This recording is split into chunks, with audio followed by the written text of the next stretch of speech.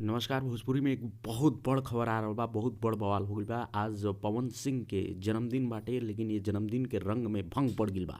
जी हाँ, भोजपुरी के सबसे बड़ हीरोइन जौन बन के उभर रहल बाड़ी ये समय, यामिनी सिंह, ऊ पवन सिंह पे बहुत ही संगीन और गंभीर आरोप लगा दिल बाड़ी। यामिनी सिंह कहले बाड़ी कि बॉस फिल्म जौन बनल है पवन सिंह के, वो फिल्म के दौरान पवन सिंह उनके कॉम्प्रोमाइज़ करे के कहले रहने। ई बात जौन बा आज तक से लेके अमर उजाला और तमाम तरह के वेबसाइट्स में छा गइल बाटे। और यामिनी सिंह ई कहले बाड़ी कि पवन सिंह के जब उ फिल्म ई साइन कइले रहली त रात में 9 बजे के आसपास उनके फ़ोन आइल और उनके कहल गइल कि तुरंत स्टूडियो पहुँचा।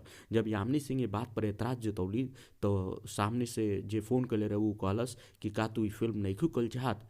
एकरी बाद यामिनी सिंह वो इंटरव्यू में कहतड़ी कि उनके जब ई कंप्रोमाइज़ करे के पवन सिंह कहने तब्बे उ ठान लेली कि उ जौन बा अब यही इंडस्ट्री में रहिए और वो सारा जौन बा स्टार लोगन के साथे काम करिहें, लेकिन पवन सिंह के साथे वो कब्बो काम ना करिहें। ई बहुत बड़ आरोप बाटे पवन सिंह पे। खास कर ई आरोप तब आइल बा जब आजुए पवन सिंह आपन जन्मदिन मनावे जा रहल बाने, लेकिन ओकरी एक दिन पहले ही यामिनी सिंह इतना बड़ आरोप लगा दिल बाड़ी। और साफ बात बा कि यामिनी सिंह आजकल सबसे ज़्यादा काम खेसारी के साथे कर रहल बाड़ी और खेसारी के ऊ एक बार फिर से तारीफ कइले बाड़ी और एही इंटरव्यू में भी कइली और कहली कि खेसारी अपनी दर्शकन के असली तरीके से जाने ने कि ओके का पसंद बा। लेकिन ये समय सबसे बड़ जौन मामला तूल पकड़ रहल बा उ इहे बाटे कि जौन आरोप लगौले बाड़े यामिनी सिंह पवन सिंह पर। अब देखल दिलचस्प बा कि आखिर पवन सिंह ये आरोप के जवाब कैसन देने, काहे कि पहली बार नइखे जब पवन सिंह पे आरोप लागल बा।